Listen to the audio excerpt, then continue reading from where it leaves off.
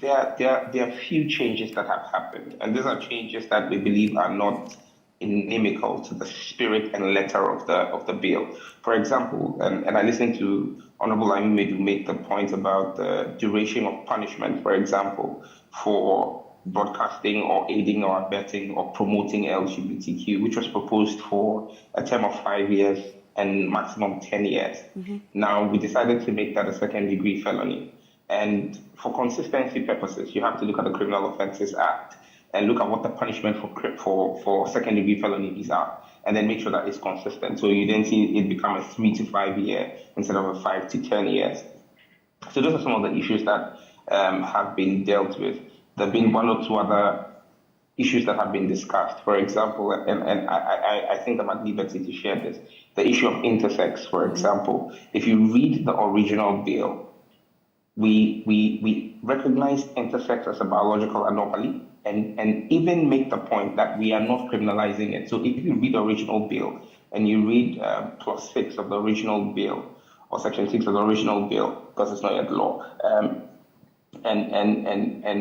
and you see the offenses that are listed, intersex is not one of them. But then the committee raised the point, I know the chairman did that very forcefully, that if we're not criminalizing intersex persons, then why did we even find it have expression in there? We had a back and forth on that conversation and said, look, we're making the point clear so that tomorrow nobody goes to arrest an intersex person and say they want to prosecute them under this law, only to go to court and find out that they are not criminalized by the law. But then the decision later was reached by consensus that, well, if you're not criminalizing it, you can take it out of the bill. So those are some of the things that have been looked at. But generally, the letter and spirit of the law, which is to clamp down on the promotion and activities and sponsorship and advocacy of LGBTQ rights in Ghana, still remain intact in the bill.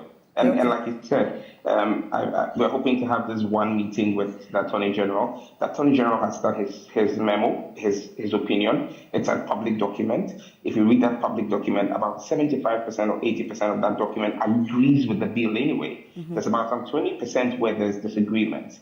And even with the 20% that there are disagreements, the Attorney General was disagreeing with the original version of the bill, not the updated version of the bill that we had done work on with the committee.